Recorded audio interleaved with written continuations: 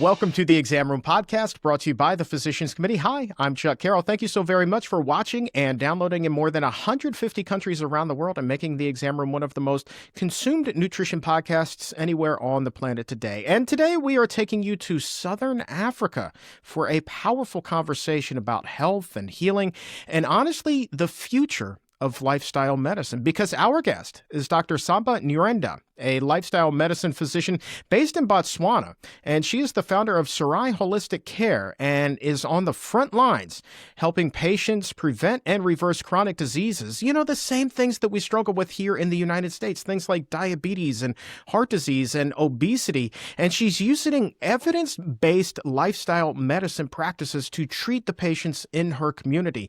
And she is also a certified Food for Life instructor, the only one that I'm aware of in Botswana, which makes her a truly remarkable human being and a trailblazer. With that, we welcome Dr. Nyirenda to the show. Thank you so much for being here, Doc.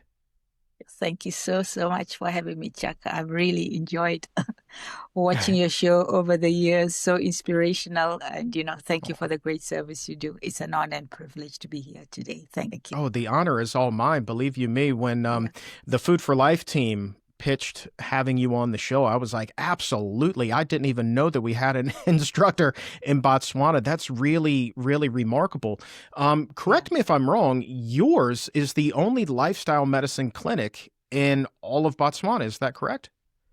Oh, well, it was, but right now we've got other physicians who are certified in lifestyle medicine. They have physicians with the International Board of Lifestyle Medicine, so we're getting to be more and more. Thank you. Oh, that's outstanding. Yeah. But you are the trailblazer, and it should be said that you are, in fact, yourself also certified with the International Board of Lifestyle Medicine, correct? Yes, I am. Thank you. Outstanding.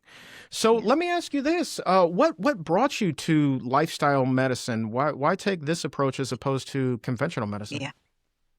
Great question. Great question. So just as a bit of a background, I spent a lifetime working in the usual medicine and over here in Botswana with a high burden of HIV and tuberculosis. I spent a long time working in TB and HIV research, which was very gratifying. And when I retired from that, I came to realize that more and more we were now seeing a lot of chronic conditions emerging out of our lifestyle and a lot of other conditions that were going on, which we hadn't quite been seeing as much as at the beginning. So that side by side with the infections, with the burden of infections, we were having emerging problems of non-communicable diseases, the diabetes, the hypertension, problems with weight, and all these other things. And I also recognized that we could not use the same formula for these chronic conditions that we were using for the infections. You couldn't just treat, you couldn't just give medications, you couldn't just prescribe. It had to be something different, especially that they were lifestyle. So as they say, lifestyle medicine found me, I guess I would say, in that I came to learn, yes, that there is a specialty called lifestyle medicine, and that actually there's evidence-based that these chronic conditions can be prevented, reversed, and, in some cases reversed, and generally better managed, treated with the lifestyle choices that we make. And more importantly for me, I guess, as an older African woman, is to see that a lot of these conditions, we didn't really have them in the traditional African way of living. We may have had a lot of infections and, other challenges, but the kind of lifestyle which was a predominantly whole plant, rich in fiber, maybe we process very little oil. There was a lot of natural movement, social connections, restorative sleep, all those pillars of lifestyle medicine, they were there in our traditional setup, and we didn't quite have these. But with our emerging new lifestyles and urbanization, etc., these were new stresses that were coming on, which could also be managed by us. Basically, I say going back to our roots, seeing that's part of those traditional ways of living that helped to sustain and to protect us from chronic conditions. So, yeah, basically that's about it. How recently has it been since these rates of hypertension and diabetes, heart disease, obesity? How recently has it been that you've started to see the spike in these conditions? You mentioned the urbanization. Is it over the last 10 years, 20 years, 30 No, years? no. Yeah. So I guess maybe it might have been initially quite gradual in that, with countries gaining independence, slowly, the lifestyle would be changing. There's more urbanization. People change the way they eat, the way they move, etc. But I think from what I'm not quite a statistician as such, but I think in these last 10, 15 years, we see like an explosion almost, like, overnight just so many more cases as it would seem, and also like younger people being affected by these conditions compared to it being older people. So yeah, So it is quite a challenge. when you say urbanization, I'm Mhm. imagining lots more fast food restaurants, lots more, people being sedentary in their work. Is that kind of what you're referencing when you say urbanization? Okay, yeah, so it may not always be just necessarily fast food restaurants as such, but the changes in the kind of foods that are now being consumed. So, predominantly, maybe especially with the changes in urbanization, etc., eating more things with processed things, because we know that the flours and all these processed products, they have a role, they help us, but now when more and more we've shifted to using more the processed products as opposed to the traditional ones which were full of fiber, that changes the whole spectrum. And then also the oils, the frying things, whereas traditionally maybe people might have been getting more their oils from the nuts and seeds, etc., because we didn't have these commercial oils. So now like more deep frying, those kind of practices. And then as I have noticed, and I think the evidence is there as well, even the overconsumption of certain products at the expense of underconsumption of others. So plates that are now filled more maybe with meat and sausages, etc., and you've got less of your fiber, your whole grains, your vegetables, your fruit. There's less of that. So all that makes a difference. And so help us understand for those who aren't familiar with what the traditional Botswanan plate might look like. Help us understand, what it used to look like. It sounds like lots of whole grains and beans and Hmm. things that were, very much natural. Today, I Hmm. mean, you just mentioned sausage and things like that. So paint the picture of what it was and what's, how it's shifted over the time. Okay. Uh, from what I've seen and from what I've observed, that the traditional plates would have been more a lot of grains, which the women would have been the ones pounding those grains. Okay, so they were not milled in a commercial mill, so that they were pounded like the maize, etc., which was pounded. So if you had those grains, so there was a lot of fiber that was rich, and then there would be the plants. There would be the beans, your legumes, and then there would be your leaves. And then even in a dry country like Botswana, people had a tradition of drying the leaves, because it can be quite dry because of the desert conditions, etc. So there would be the dried leaves. And then, oh, what else? Okay, so that would have been the plate. And then Yeah, that as was I the plate understand, back. Yeah. yeah, yeah. So, and as I understand it, because I didn't grow up here, I grew up in East Africa, but I've been here for some time now. But as I understand it, even the traditional way, even if there was meat, it was not something that was necessarily consumed at every meal and every day because you didn't have refrigeration in that, and maybe it was more something that was looked on as a as like a bank account, like a safe deposit kind of thing. And Yeah. certainly we were not having the processed meats, the sausages, the polonies, and all that, which we now know are actually linked to all these cancers that we're seeing a rise of, and they are now quite commonly used, even when as part of normal so-called normal eating, because they're cheap, accessible, and so that kind of eating wasn't there. I don't know if I've Gotcha. clarified enough there. No, yeah, absolutely. I'm curious. You said leaves, and so for us, like I would imagine here in the United States, predominantly we're talking about spinach, various forms Yeah, of lettuce, some kale, yeah, things like that. What are the leafy greens that might find their way yeah. onto the plate, dried or Yes. otherwise? Yeah. There. So those ones, but they would be like the bean leaves, the pumpkin leaves, bean leaves, all these plants, all of the plants, those leaves, they would be harvested and they would be eaten. And then the form of fat would be perhaps that they would grind the peanuts like a peanut powder that you'd get from it. So that would be your form of fat that would enrich those leaves and also give you your protein. Pumpkin And leaves, eh? Have you had pumpkin leaves yourself? I've oh never had yeah, a pumpkin leaf. they're delicious. The pumpkin, they're delicious. You should try them. Yeah. Really? I will Yes. absolutely, Yeah. and I'll sprinkle a little peanut powder in there too. What? Why not? Yeah, That sounds right, right. like And right I now we've got a consider me lot of intrigued. yeah, because right now we've got a lot of rain, so we've got a lot of pumpkin. So there's a lot of pumpkin leaves there. Yes. So all these leaves, whatever seasons, whatever, they were used. And they were part of what people ate. But as there's less and less of those being eaten, it's other foods that are now being eaten. Okay. Well, I'm going to bang the drum for the pumpkin leaf still. And hopefully that there's a lot of people in Botswana who will tune in and be like, you know what? I'm going to put down the sausage and I'm going to go for the pumpkin leaf with the peanuts. That to me, Yeah. like, it just sounds like a really interesting pairing. So Yeah, of I'm course there would be, curious. sorry, there would also be variations, like, sorry, in maybe the different regions in Botswana and the different regions in Africa that some might eat more of this and others might eat less of that.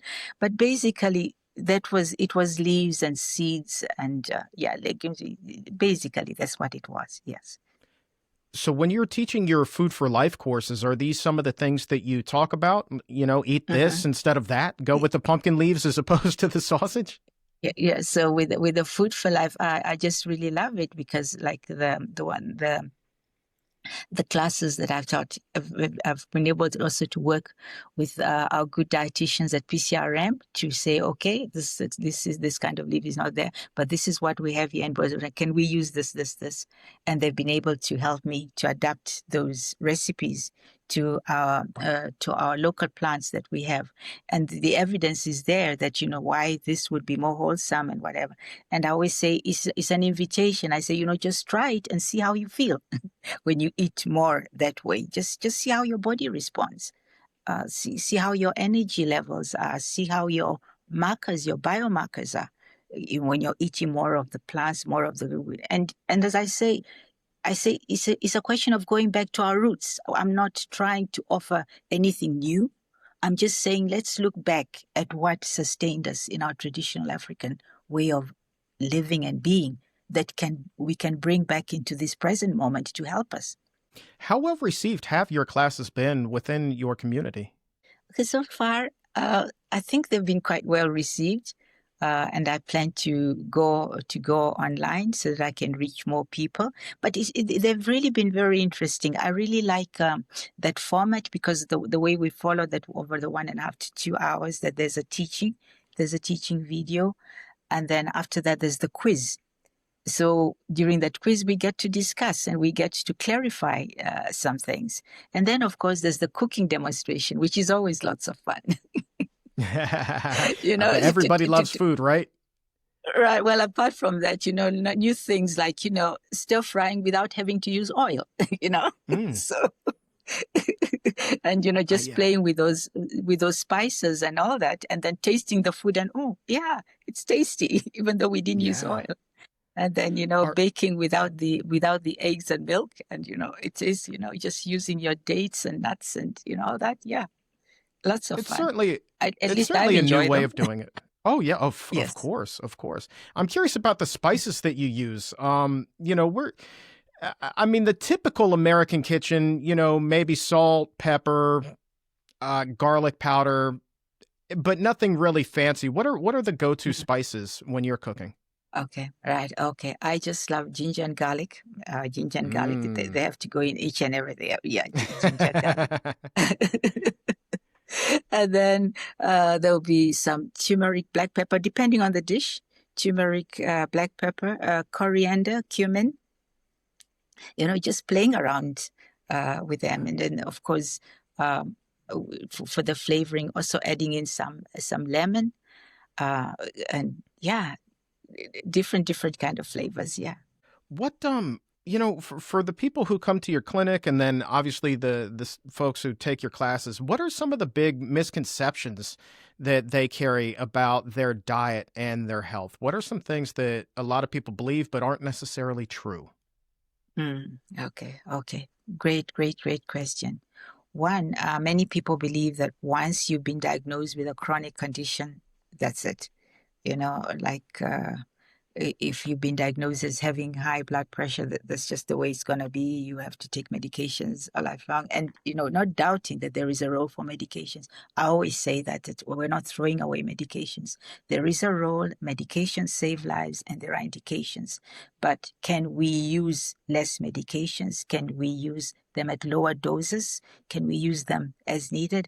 And also, we now know that there is evidence we can reverse some of these conditions. If we intervene early enough and we make the necessary changes, we can reverse the diabetes, we can hypertension. So all this is hope. So I say that, okay, it's not necessary that it will always be there, but, give it a chance. How much do you want to try it? And I'll support you along the way for you, to just give it a chance.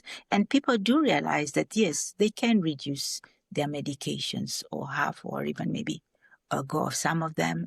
But then there's also the other things that they get to benefit, like, the weight loss and, feeling lighter, more energy, sleeping better, all these other things that also come in, and make a difference. Yeah.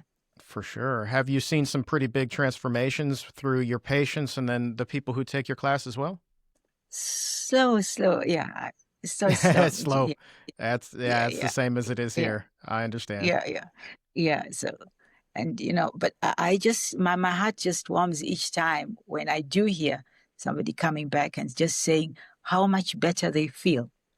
And Yeah. and it may not be that we quite got those numbers wherever it was, whatever, but they are noticing other things that they hadn't realized bothered, like aches and pains. hmm when I you mean, go, when you go, yeah.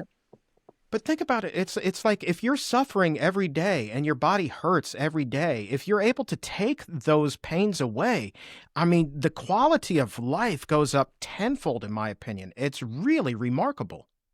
Right. Exactly. Yeah. And when you stop being constipated, it's amazing how many people No kidding.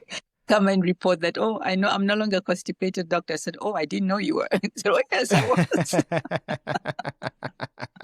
A little fiber goes a long way. Let me ask you kind of a big question here. This is a big question. How well do you think Botswana's health system is equipped to address this rising tide of non-communicable diseases? The high blood pressure, the Mm, obesity, heart disease. mm, Here in mm, America, with a lot of resources, even our healthcare system is very strained. mm, And so I mm. can't imagine living in a country where resources aren't nearly as abundant and yet facing that same challenge. Right. Now that's a great question, Chuck, because it is also recognized that there's actually a double burden.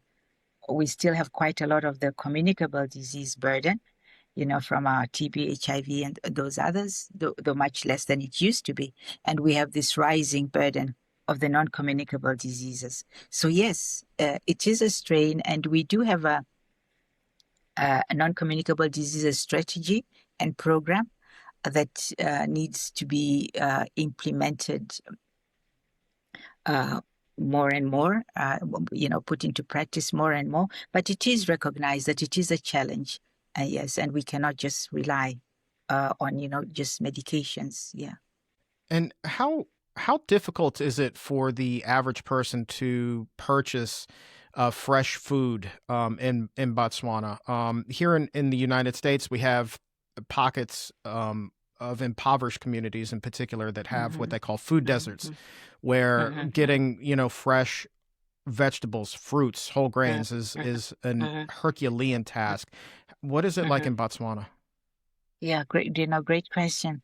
Because we do have um, people who live in rural as well as urban areas, and we don't have quite have maybe food deserts as such, like in the American, but there would be challenges that in some areas, uh, maybe access to easy access to fresh vegetables may not always be an easy thing, and people may not always have a way to store the vegetables like refrigeration, etc.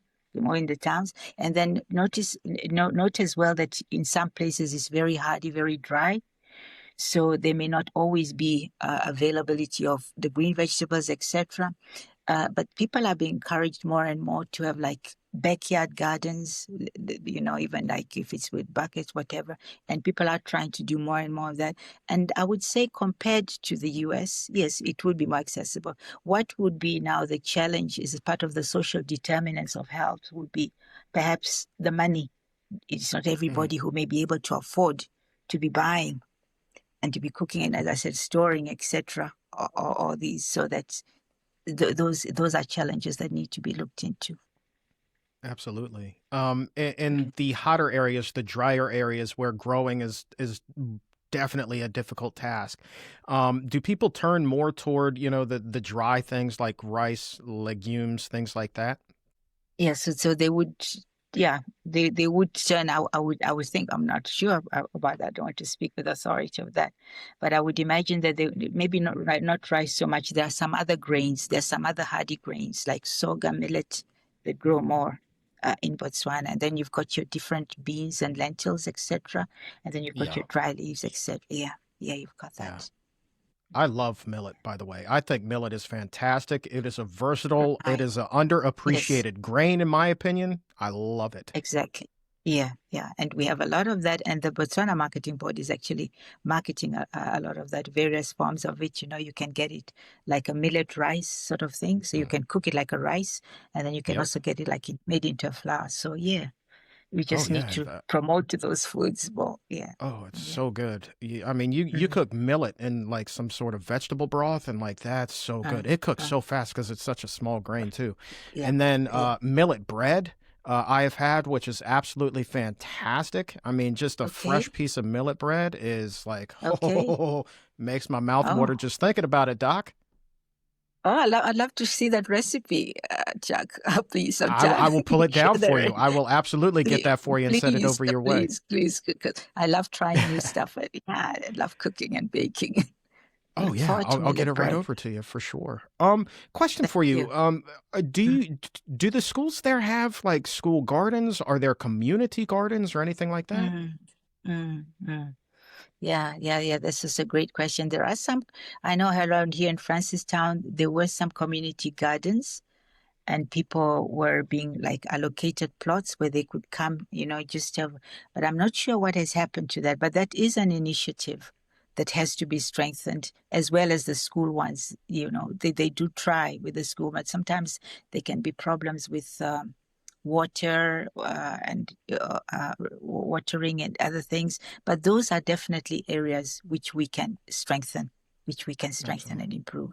And if we can Absolutely. teach the children to you know, enjoy the gardening and the produce from the garden, that also sets them up for developing healthy behaviors.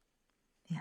Just a couple of more questions here, and I appreciate your time so much, especially given the time difference. I believe is 6 hours difference between here in the Washington D.C. and over where you are. And right But now it's 7. it's Uh, yeah, and it's 1 o'clock here. So as we uh, record this, so big difference. I'm getting ready for lunch, and you're getting ready for supper. So I'm just curious. Overall, how has your holistic clinic been received in the community? Because again, like it's such a big change from what most people are used to. I would hope that people are kind of rallying behind you, and word of mouth is spreading, and everybody's coming to see you. Not quite. It takes time. I think Maybe it after takes this. time. Yes, yeah, thank you. Yeah, yeah, change takes time. But I don't give up. Whoever I can reach and whatever. And the people who do come and who do take up this message, just how much better they feel, it warms my heart. So it's okay. It will take its time. And I think also as more and more clinicians, doctors, dietitians, physios, etc., as we all start talking more about lifestyle medicine, there will be a greater awareness, and it will not seem like a strange. It will not seem like a strange thing. Yeah, it's just that it also takes a lot of time, a lot of patience. Yeah, but yeah, you know what?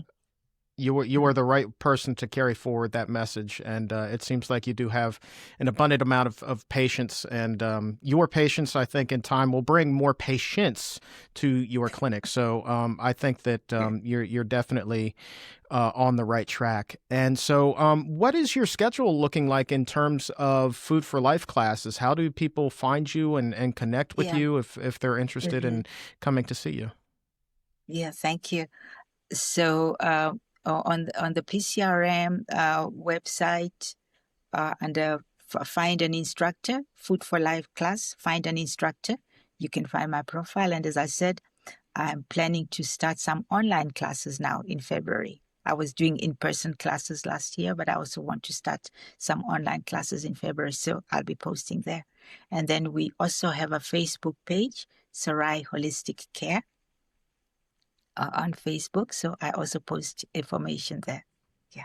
Perfect. And we'll make it real easy for everybody and put the links down below in the show description and in the episode notes. And, shoot me an email anytime you've got new classes coming up as well. And I'd be more than happy to mention them here on the show. And I wish you nothing but the best. You are truly doing amazing work in Botswana. And it's just a privilege to be able to share this time with you today. Thank you so much, Chuck. I think we're all in this together. And I think each of us in our corner is trying their best. And, I've been so inspired and supported by PCRM. So, yeah, we're all in this together. Yeah. Likewise.